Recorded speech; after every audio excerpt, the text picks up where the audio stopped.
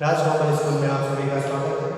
आज हम क्लास 9 की इकोनॉमिक लेकर आए हैं, chapter number 1 the story of village पालन। पार्ट फर्स्ट में अपन ने पढ़ा था कि अगर आपको कोई भी ऑर्गेनाइजेशन बनानी है, ऑर्गेनाइजेशन फॉर प्रोडक्शन,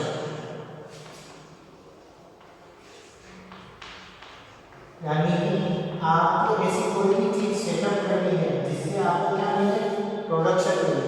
वो कुछ भी हो सकता है, एग्रीकल्चर से रिलेटेड होता है, इंडस्ट्री से रिलेटेड हो सकता है। तो उसके लिए पहले आपको क्या चाहिए, वाटर, मतलब आसपास अच्छा वाटर रिसोर्स होना चाहिए। सेकेंड क्या चाहिए, लैंड। लैंड में मैंने बताया था कि क्या क्या जरूरी चीजें होती है। थर्ड क्या है, लेबर, अच्छे से लेबर मिल सके। फोर्थ क्या है, कैपिटल, यानी कि आपके पास पैसा हो।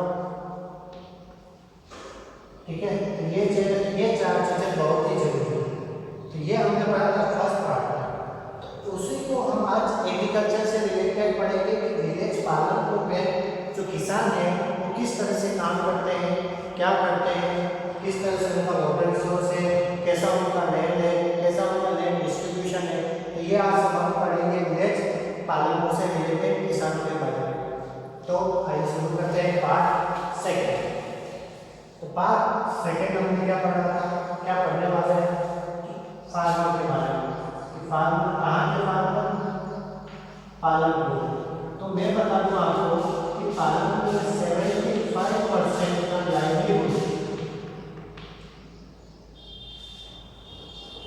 75% का लाइवलीहुड किस पे डिपेंड करता है, खेती पे। किस पे, खेती, यानी कि एग्रीकल्चर पे डिपेंड करता है। यानी कि 75 लोग क्या करते हैं वहाँ पे, 75% लोग क्या करते हैं वहाँ पे, खेती करते हैं। आइए हम शुरू करते हैं कि वो किस तरह की खेती करते हैं, कैसा उनका खेती करने का तरीका है, कैसे उनकी जमीन है, ये सब हम पता करते हैं। तो फर्स्ट है हमारा, पहले खेती करने के लिए क्या चीज होगी, लैंड, यानी कि जमीन के बारे में बताएंगे कि वहाँ की रेट क्या फिक्स है। यानी कि 75% लोग जो एग्रीकल्चर पे डिपेंड करते हैं उनकी जमीनें फिक्स है। जैसे कि अब मान लो आपके दादाजी के पास 5 बीघा जमीन थी। कितने बीघा, 5 बीघा जमीन आपके दादाजी के पास। ठीक है, अब क्या करें, अब उनका बेटे हो गए आपके पिताजी, उनके पास कितनी जमीन है, 5 बीघे जमीन है। फिर आप हुए पिताजी के पुत्र या पुत्री, उनके पास कितनी जमीन है, 5 बीघे। हो सकता है 2 पुत्र हो तो बराबर हिस्सा हो, तो कितना आएगा, 2.5 और 2.5। ठीक है, मतलब कि जमीन तो आपके पास क्या है, वहाँ के किसानों के पास फिक्स है। जो उनकी पुश्तैनी भी जमीन है वो तो आ ही जाएगी, क्योंकि परदादा के दादाजी के पास इतनी थी, उनके पास दादाजी के पास इतनी, उनके पापा के पास होती और उनके पास, यानी जमीन उनके पास फिक्स है ना। जमीन को वो ज़्यादा ले सकते हैं ना कम कर सकते हैं। होता है जब फार्मर होता है वो मेनली इतना ही कमा सकता है कि अपने रोजगार यानी रोजमर्रा के काम जो है उनको कर सके, यानी लाइवलीहुड, यानी कि आसानी से अपनी जिंदगी जी सके, बस उतना ही वो कमाता है।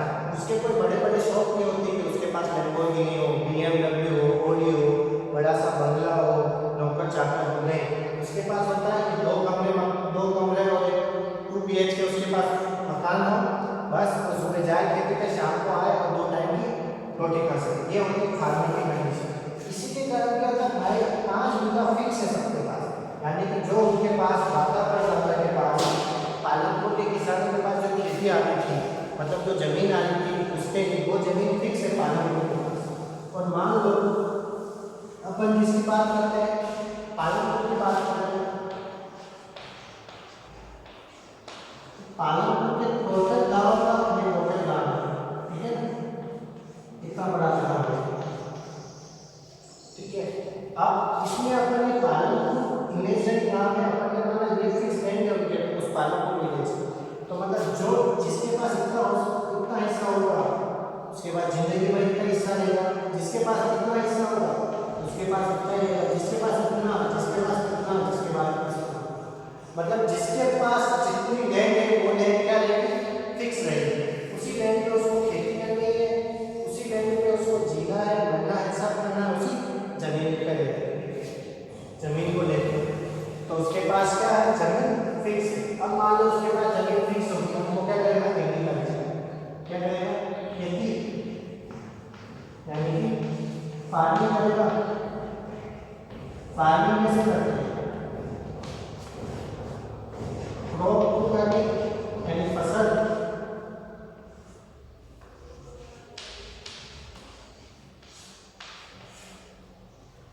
तो पालनपुर के खेतों के पास किसानों के पास जमीन बहुत कम है, ठीक है, उसके लिए उनका दिमाग लगा के खेती करते हैं। यूनिक एक बार उन्होंने गेहूँ किया, पूरा गेहूँ नहीं, जैसे मान लो किसी एक खेत के किसान के पास इतना बड़ा खेत, इतना बड़ा पालनपुर में इतना बड़ा खेत, और अपने यहाँ 3 सीजन होते हैं, 2 सीजन होते हैं, कौन से, गर्मी और सर्दी। सर्दी में क्या होता है, मक्की, मक्का और ज्वार, और गर्मी में क्या होता है, सबको पता। जब गर्मी आती है इन्होंने क्या किया, एक सेक्शन को काट दिया, इस सेक्शन में बात करूं, इस सेक्शन में बात करूं। जब गर्मी है उन्होंने क्या किया, गेहूं उगा दिया। क्या बोल रहे, इस पूरे खेत गेहूं। अब इस पूरे खेत में जब गेहूं उगे तब गेहूं के साथ साथ उन्होंने क्या किया,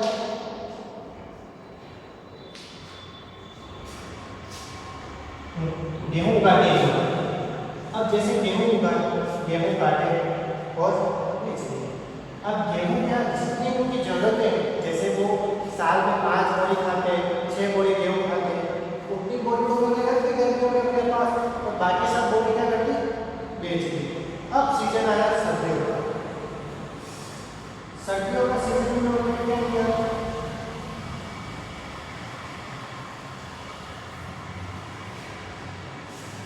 दो फसल उगाई, एक मक्का और एक ज्वार, यानी जैसे एक रो में उगाई मक्का, दूसरी रो में ज्वार, फिर मक्का, फिर ज्वार, फिर मक्का, फिर ज्वार, फिर मक्का और फिर ज्वार।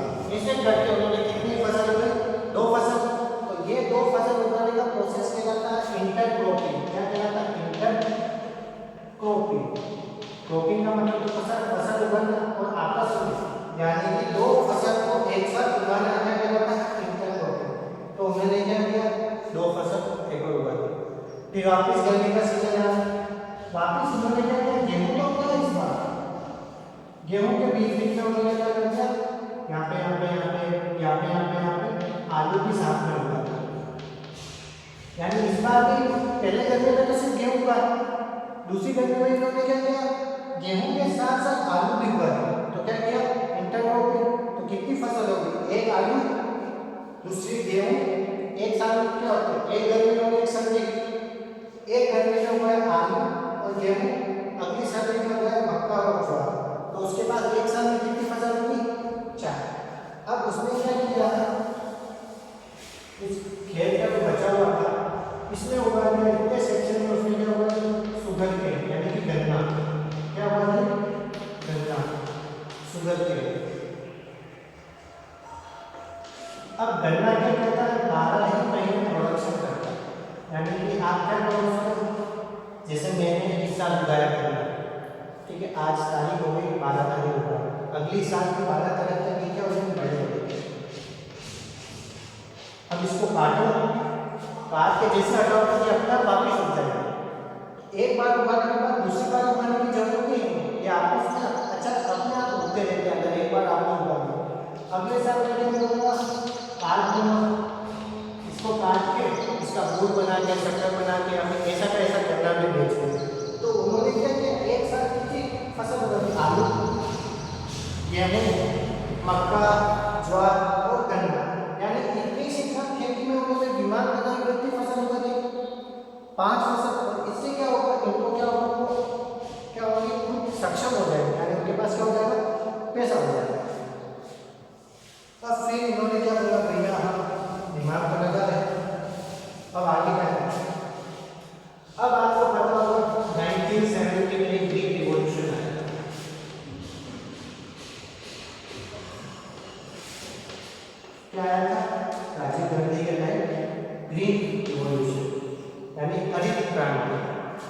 इसमें ये इसके द्वारा गवर्नमेंट की जो एक स्कीम थी उसके थ्रू क्या करना चाहते थे कि कोई फार्मर क्या होता था पहले प्रोडक्शन कम होता था, तो उन्होंने क्या बोला कि HVZC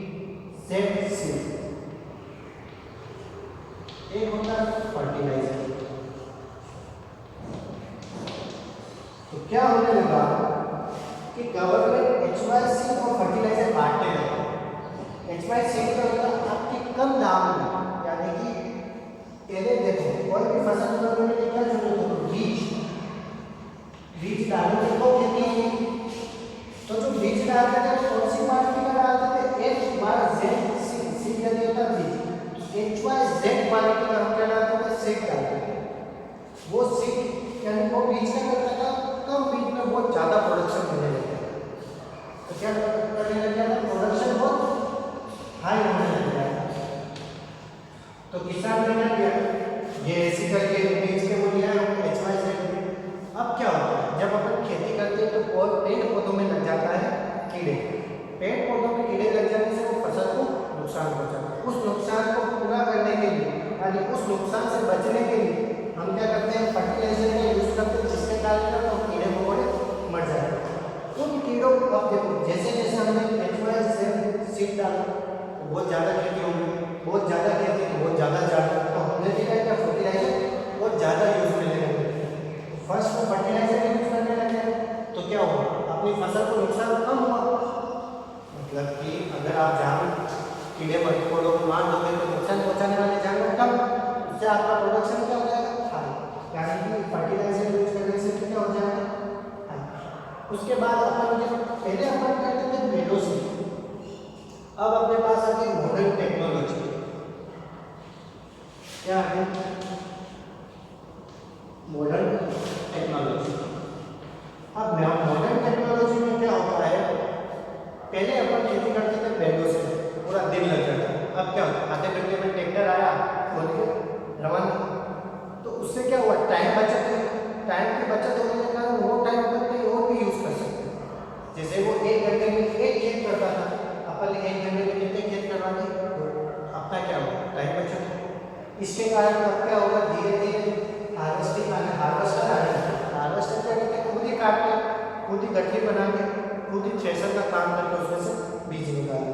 तो आजकल के जो पालक वाले क्या करने लगे, मॉडर्न टेक्नोलॉजी का यूज करने लगे।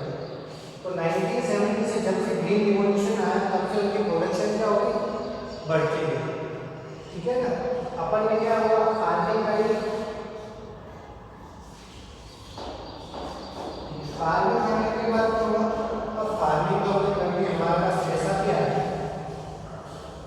ठीक है, हमने फर्टिलाइजर सब यूज कर लिया।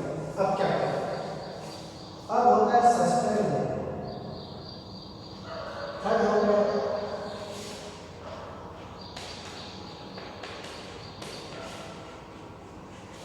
यानी जो अपन ने लैंड यूज किया, क्या खेती करने के बाद जो वैसा का वैसा रहा, अलग होता क्या है। जैसे आजकल के इंसान लालच होने लगे, यानी कि लालच के कारण ज़्यादा से ज़्यादा प्रोडक्शन करने लगे।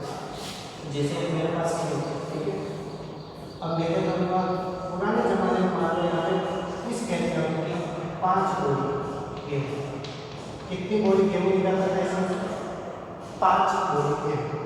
अब मान लो ये और दूसरा खेत, वही खेत 10 साल बाद देने लग गया 20 बोरी।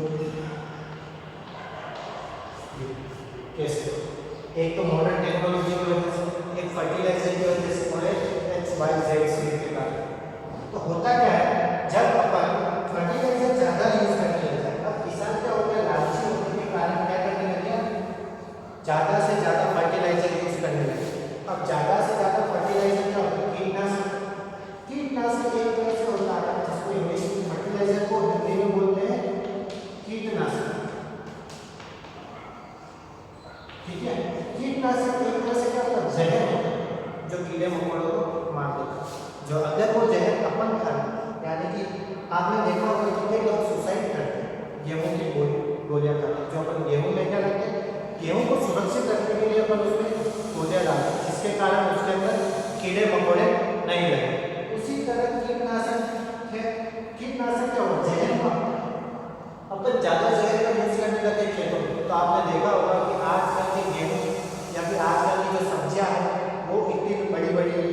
12 महीने सब्जी आती है, यानी सीजन होता है हर सब्जी का, पर आजकल क्या होता है 12 ही महीने सब्जी आती है। वो किसकी वजह से? वो होता है केमिकल्स की वजह से, वो उसके अंदर इंजेक्शन लगा देते हैं, ठीक है। तो वो सब बात होगी। आज फिर अब यही बात अगर अपन वीट में लगाए यानी खेती में लगाए तो ज़्यादा फर्टिलाइजर यूज करने से क्या होगा? लैंड खराब, सोइल की जो फर्टिलिटी है, सोइल की फर्टिलिटी क्या होगी? कम होगी। फर्टिलिटीज जो कि वो क्या होगी? कम होगी, यानी डिक्रीजेस। सोइल की फर्टिलिटी के बाद सोइल इरोजन क्या होगा? बढ़ेगा, यानी धीरे धीरे सोइल क्या मिलेगा? यहाँ से बाहर की तरफ निकल के लग जाएगा। तो मान लो इसकी फर्टिलिटी कम होती जाएगी, धीरे धीरे जैसे जैसे इसकी फर्टिलिटी कम होती जाएगी वैसे वैसे लैंड क्या होता जाएगा? एग्रीकल्चर से बंजर की जमीन बनती जाएगी, यानी कि बिना किसी काम के हो जाएगी। पहले स्टार्टिंग में 5 बोली 20 बोली 20 बोली, फिर क्या होगा? उसकी फर्टिलिटी खत्म, उसकी फर्टिलिटी खत्म हो गई तो वो क्या हो जाएगा? बंजर जमीन। तो मतलब किसान ज़्यादा से ज़्यादा केमिकल यूज करने के कारण क्या हो रहा है? उस लैंड को नुकसान पहुंचा रहा है। वो लैंड एक जो नेचुरल रिसोर्स है वो धीरे धीरे खत्म होता जा रहा है। तो उसकी तो सस्टेन है, यानी जो पहले जैसी जमीन थी वो वैसी जमीन नहीं रही। अब बताते हैं क्या होता है लैंड डिस्ट्रीब्यूशन, ठीक है। अपन ने बात करी इसकी, अब अपन बात करते हैं कि पालनपुर में लैंड डिस्ट्रीब्यूशन के साथ, यानी लोगों के पास कितनी कितनी खेती है, यानी कितनी जमीन, कितने बीघा उनके पास जमीन है। लैंड डिस्ट्रीब्यूशन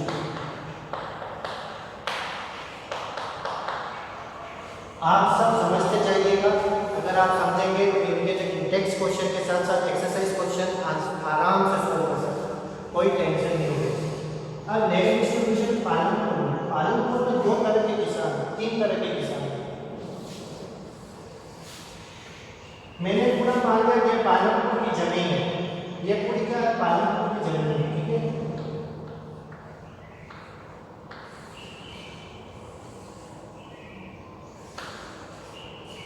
ये है खेत,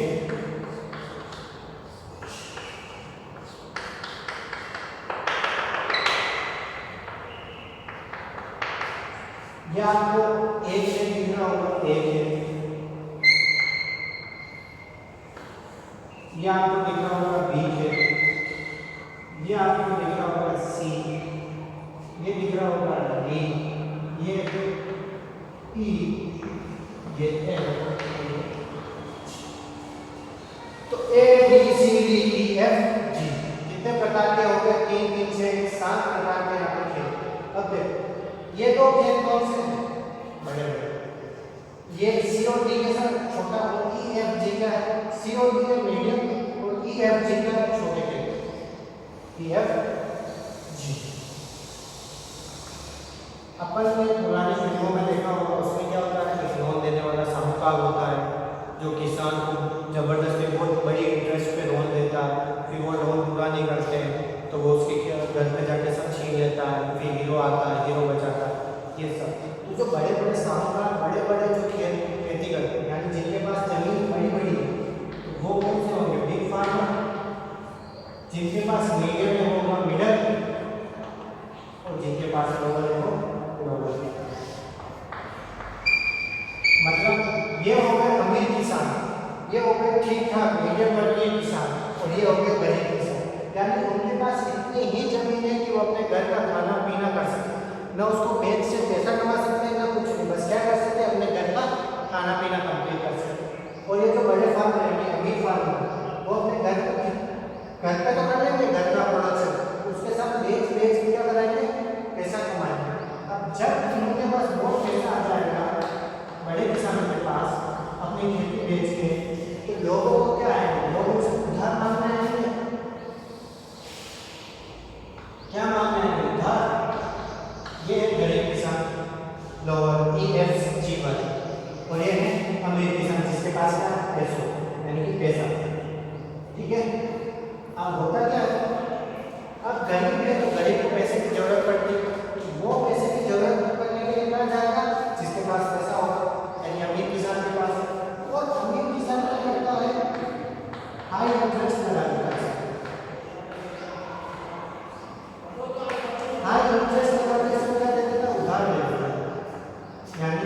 ब्याज को ज़्यादा लगा के इसको लोअर वाले को यानी कि गरीब किसान को क्या कर देता, उधार दे देता, और फिर इसकी पीढ़ी दर पीढ़ी क्या करते जाते हैं, उधार के पैसों को चुकाए जाते हैं। यह है नैंड डिस्ट्रीब्यूशन कि किसी के पास